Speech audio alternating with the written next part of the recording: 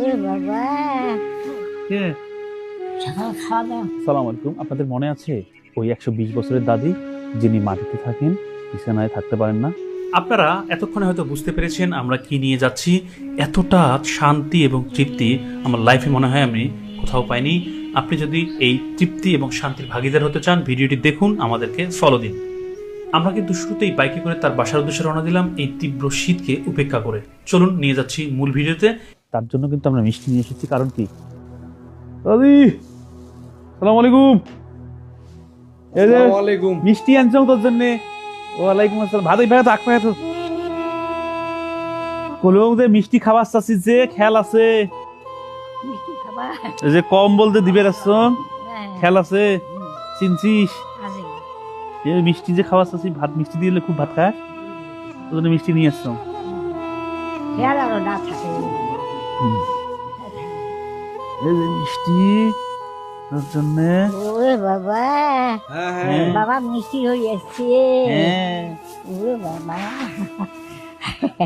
বাবা তো ভালো খেয়াল আছে। হ্যাঁ। ও বাবা বুড়ে হয় নাই, তা খেয়াল থাকবে না। হ্যাঁ।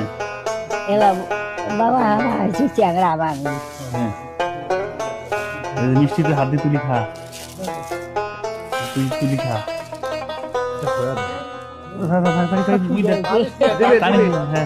সবাই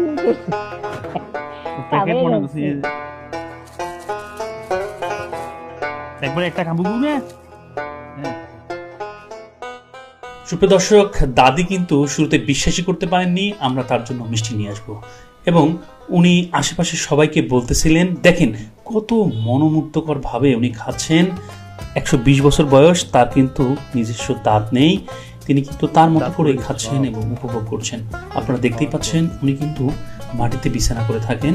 এটার একটা কারণ হলো ওনার স্মৃতিশক্তি প্রখর না হওয়ার কারণে উনি কোথায় বসে আছেন ঠিক বুঝতে পারেন না, খাট থেকে পড়ে যান। দেখেন উনি কিন্তু একটা মিষ্টি খেয়ে ফেলেছে এবং তারপরও আরো মিষ্টি উনি খাওয়ার জন্য অধীর আগ্রহ অপেক্ষা করছে এবং বারবার নিচ্ছে। আমার মনে হয় উনি সম্পূর্ণ মিষ্টি শেষ করে দিতে পারবে।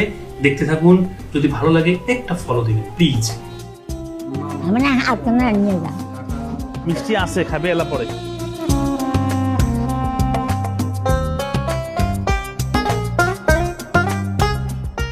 তাহলে এগুলো শোন কি কম, এদিক দেখে কথা কয়। তাহলে এগুলো থাকলো তোর জন্য আনছি শোক।